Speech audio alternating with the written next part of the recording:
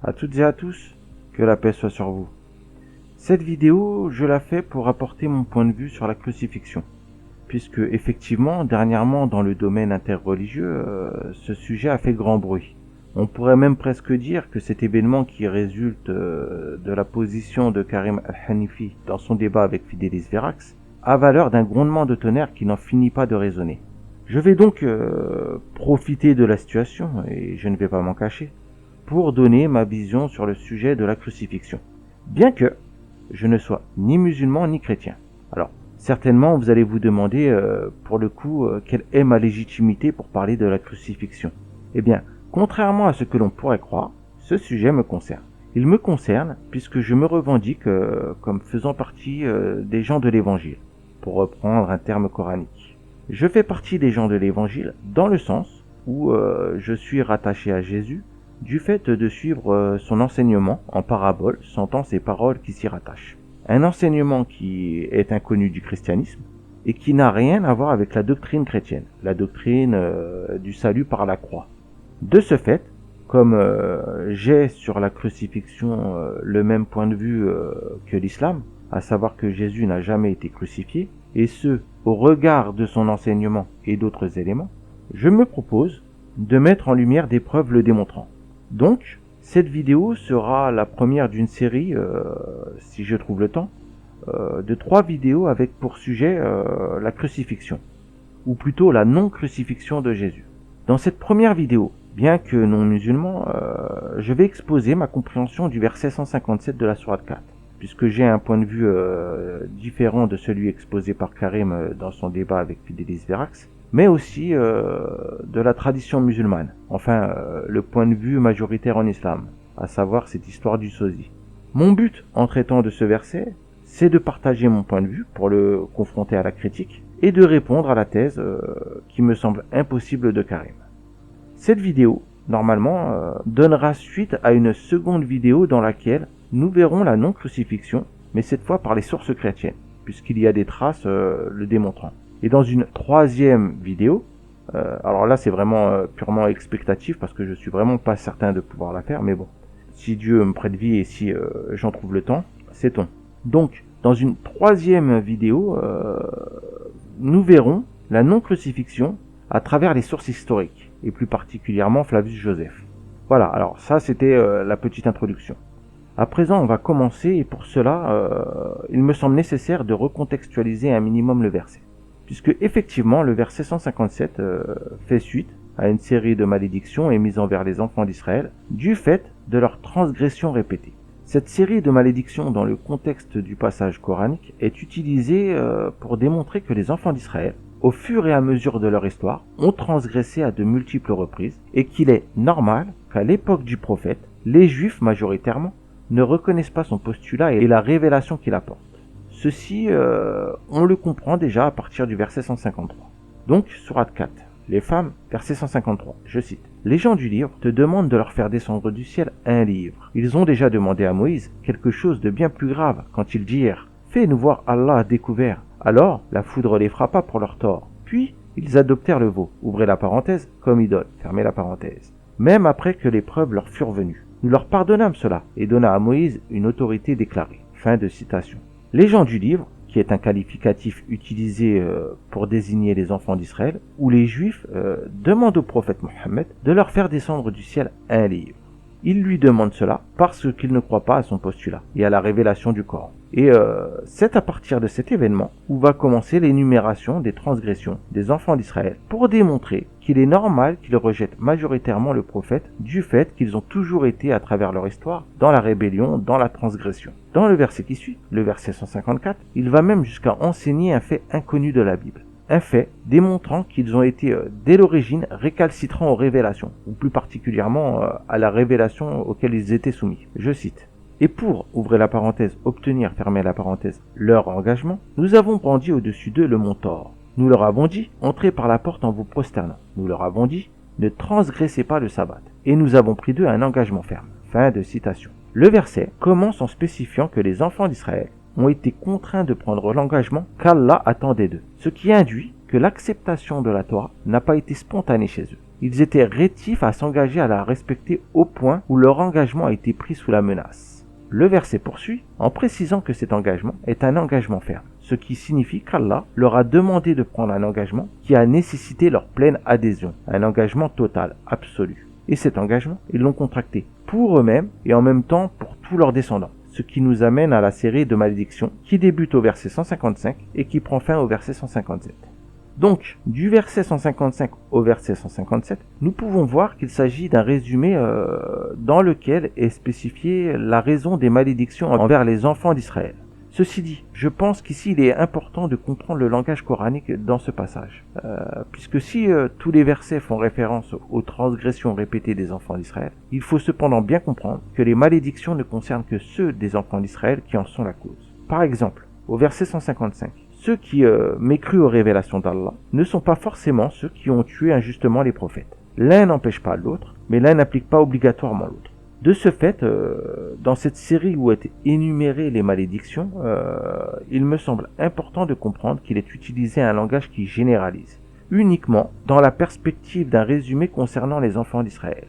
C'est comme parler d'une famille sur plusieurs générations à un instant T, et là en l'occurrence pendant la révélation du Coran, en énumérant toutes les transgressions répétées dans le temps par certains de la famille pour démontrer que cette famille est portée ou disposée à la rébellion, à la transgression. Mais cela ne signifie pas que tous les membres de cette famille sont des transgresseurs ou enclins à la rébellion. C'est une précision qu'il me semble important de mettre en lumière au regard du langage utilisé. Donc, suite à cette série de malédictions qui finit verset 157, le récit commencé verset 153 trouve sa conclusion au verset 160 à 162 de la même sourate. Je cite: « C'est à cause des impiétés des Juifs que nous leur avons rendu illicites les bonnes nourritures qui leur étaient licites, et aussi à cause de ce qu'ils obstruent le sentier d'Allah, ouvrez la parenthèse, à eux-mêmes et, fermez la parenthèse, à beaucoup de monde, et à cause de ce qu'ils prennent des intérêts usuraires, qui leur étaient pourtant interdits, et parce qu'ils mangent illégalement les biens des gens. À ceux d'entre eux qui sont mécréants, nous avons préparé un châtiment douloureux.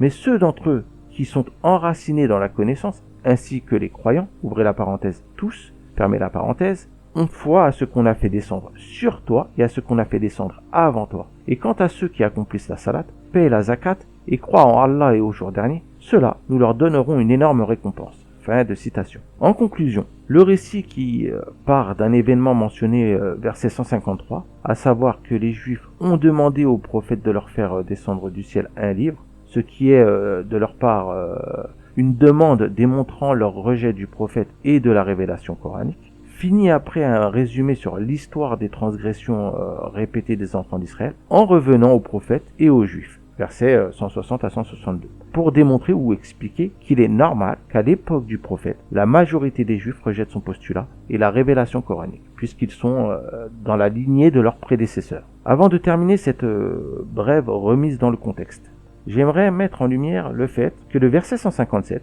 fait partie d'un tout qui ne concerne que les enfants d'Israël en rapport avec leurs transgressions répétées. De ce fait, introduire les Romains et la crucifixion mentionnée dans les évangiles dans la compréhension du verset 157, c'est juste impossible.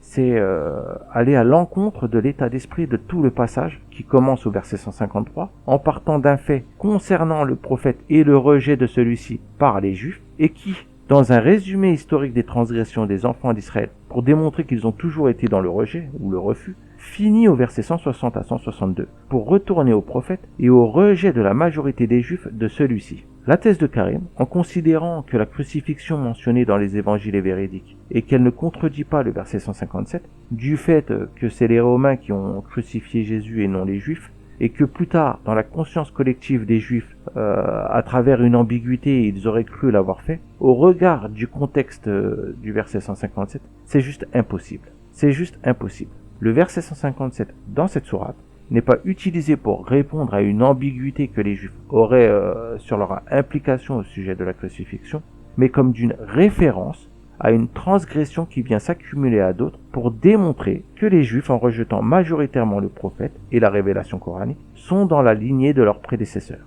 Ceci étant précisé, je vais maintenant donner ma compréhension du verset 157. Et pour commencer, je le cite.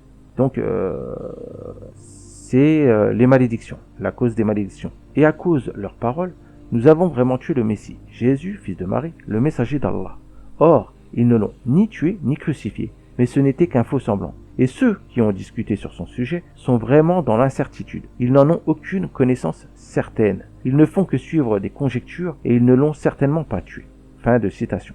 Ce qui est intéressant pour quelqu'un comme moi, c'est de constater que ceux qui ont été maudits, ce sont ceux qui ont dit, et je reprends, « Nous avons vraiment tué le Messie, Jésus, fils de Marie, le messager d'Allah. » Fin de citation.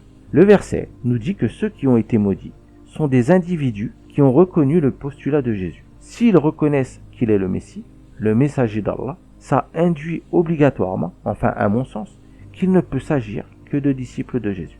Cette compréhension, je vais l'appuyer par la sourate 61, le rang, verset 14. Je cite. « Ô vous qui avez cru, soyez les alliés d'Allah, à l'instar de ce que Jésus, fils de Marie, a dit aux apôtres. Qui sont mes alliés, ouvrez la parenthèse, pour la cause, fermez la parenthèse, d'Allah. Les apôtres dirent, nous sommes les alliés d'Allah. Un groupe des enfants d'Israël crut, tandis qu'un groupe nia. Nous aidâmes donc ceux qui crurent contre leurs ennemis, et ils triomphèrent. » Fin de citation.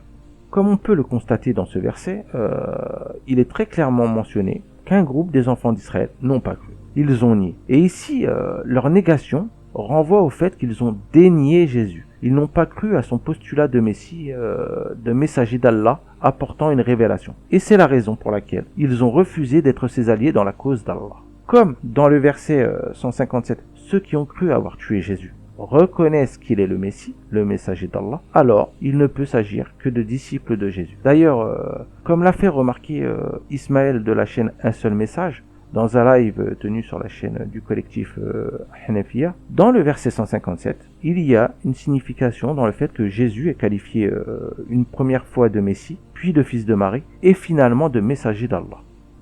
Ceux qui ont été maudits, ce sont ceux qui ont reconnu que Jésus était le Messie. Reconnaître qu'il est le Messie, c'est admettre qu'il est le dernier prophète d'Israël. Cela, on le comprend par exemple au verset 159, qui est avec le verset 158, un complément d'information découlant du verset 157. Et je cite, « Il n'y aura personne parmi les gens du livre qui n'aura pas foi en lui, en Jésus, avant sa mort. Et au jour de la résurrection, il sera témoin contre eux. » Fin de citation. Selon ce verset, Jésus clôture les révélations à l'intention des gens du livre. Et son statut de Messie a cette signification. Le Messie est le dernier prophète d'Israël qu'il faut reconnaître. Poursuivons, puisque ceux qui ont cru avoir tué Jésus, le fils de Marie, c'est aussi ceux qui ont reconnu la naissance miraculeuse de Jésus, et qui n'ont pas calomnié Marie, celle qu'ils reconnaissent comme pieuse, vertueuse et véridique. C'est comme si ils avaient dit dans le verset 157, et je cite, « Nous avons vraiment tué Jésus, fils de Marie la véridique. » Fin de citation. Pour appuyer mon propos, je vais citer la sourate 21, les prophètes verset 80. « Et celle, entre crochets la Vierge Marie, qui avait préservé sa chasteté, nous insufflâmes en elle un souffle, ouvrez la parenthèse, de vie, fermez la parenthèse, venant de nous, et fîmes d'elle ainsi que de son fils un signe entre les crochets, miracle pour l'univers. » Fin de citation. Marie, par sa vertu, et son fils à travers la naissance miraculeuse, entre autres, sont un signe pour l'univers. Ceux qui ont cru avoir tué Jésus en précisant qu'il était le fils de Marie, ils ont reconnu ce signe. Ils ont reconnu que Marie était une vertueuse, une véridique, et que de ce fait, Jésus est le fruit d'une naissance miraculeuse. Je cite, sourate 66, l'interdiction, versets 11 à 12. Et Allah a cité en parabole pour ceux qui croient la femme de Pharaon, quand elle dit, « Seigneur, construis-moi auprès de toi une maison dans le paradis, et sauve-moi de Pharaon et de son œuvre, et sauve-moi des gens injustes. » De même, Marie, la fille d'Imran, qui avait préservé sa virginité, nous y insufflâmes alors de notre esprit. Elle avait déclaré véridiques les paroles de son Seigneur, ainsi que ses livres. Elle fut parmi les dévoués. Fin de citation. Ceux qui ont cru avoir tué Jésus mentionnent qu'il est le fils de Marie, parce qu'ils reconnaissent les qualités de Marie, ses mérites qui lui ont valu d'être la mère du Messie. Affilier Jésus à Marie, c'est un prestige et une reconnaissance. D'abord parce que l'intégrité de Marie rejaillit sur le Fils, ou profite au Fils, et parce que celui-ci est lui-même d'une très grande intégrité, d'une très grande moralité, on ne lui dénie pas sa filiation avec Marie. On ne lui dénie pas dans le sens où il n'a pas fait honte à sa mère. C'est comme dire Jésus, le Messie, le fils de Marie, la véridique. Voilà. Pour finir, ceux qui ont cru avoir tué Jésus, le messager d'Allah, ce sont toujours ceux qui ont cru à son postulat à travers la révélation qu'il transmet. Je cite, sourate 61, le rang, verset 6. Et quand Jésus, fils de Marie, dit « Ô enfants d'Israël, je suis vraiment le messager d'Allah, entre crochets, envoyé à vous confirmateur de ce qui, dans la Torah, est antérieur à moi, et annonciateur d'un messager à venir après moi, dont le nom sera Ahmed. Puis, quand celui-ci vint à eux, donc le messager Ahmed, avec des preuves évidentes, ils dirent « C'est là une magie manifeste. » Fin de citation. À travers la révélation que transmet Jésus, ses fidèles ont reconnu qu'il était bien le messager d'Allah. La révélation témoigne du messager, comme le Coran témoigne du statut de messager du prophète Mohammed. Alors, je vais prendre pour exemple la sourate 3, la famille d'Imran, versets 190 à 191. Je cite. En vérité, dans la création des cieux et de la terre, et dans l'alternance de la nuit et du jour, il y a certes des signes pour les doués d'intelligence, qui, debout, assis, couchés sur leur côté, invoquent Allah et méditent sur la création des cieux et de la terre. Ouvrez la parenthèse, disant, fermez la parenthèse, notre Seigneur, tu n'as pas créé cela en vain. Gloire à toi. Garde-nous du châtiment du feu. Fin de citation. Cet appel à travers la révélation coranique à méditer la création pour comprendre son créateur, dans son unicité, sa volonté à travers l'œuvre de ses mains, cette invitation à rechercher le Dieu vivant, c'est une preuve, parmi d'autres dans le Coran, démontrant que le prophète Mohammed est bien le messager d'Allah. La révélation témoigne pour lui. De ce fait, au regard de ce que nous venons de voir, le fait d'avoir reconnu que Jésus est le Messie, le fils de Marie, le messager d'Allah, il me semble évident, sauf erreur, qu'il ne peut s'agir que de disciples de Jésus. Ici, je pense avoir suffisamment argumenté pour appuyer mon point de vue. Maintenant, j'aimerais mettre en lumière un autre fait à travers les propos des disciples de Jésus, puisque effectivement ils disent « Nous avons vraiment tué le Messie Jésus, fils de Marie, le messager d'Allah ». Ce qui me semble important d'éclaircir, c'est le « nous ». Qui est ce « nous » ? Faut-il considérer qu'il désigne uniquement les disciples, ou est-il une désignation dans laquelle un groupe, donc les disciples à travers un événement, s'inclut à un autre en généralisant ? Selon toute logique, il est impossible de croire que les disciples de Jésus ont voulu tuer et encore moins crucifier leur maître. Je pense on peut rejeter cette éventualité. D'ailleurs, dans le verset 157, nous pouvons voir qu'il est clairement mentionné que ceux qui ont discuté sur son sujet sont vraiment dans l'incertitude. Ils n'en ont aucune connaissance certaine. Ils ne font que suivre des conjectures, pour reprendre mot pour mot ce qui est écrit dans le verset. Ce qui implique que ceux qui ont discuté sur son sujet n'étaient pas présents lors des faits. Ils n'étaient pas témoins oculaires. Et c'est pour cette raison qu'ils ne font que conjecturer. Ils sont dans l'incertitude. Ici, j'en profite pour donner ma compréhension du faux semblant. Le faux semblant, selon moi, comme je comprends le verset, du fait que ceux qui ont cru avoir tué Jésus ne font que spéculer, ils sont dans l'incertitude puisque n'ayant pas été témoins oculaires, alors faux semblant renvoie à un événement que l'on peut peut-être considérer comme celui de la crucifixion, mais qui ne peut pas renvoyer à la personne de Jésus.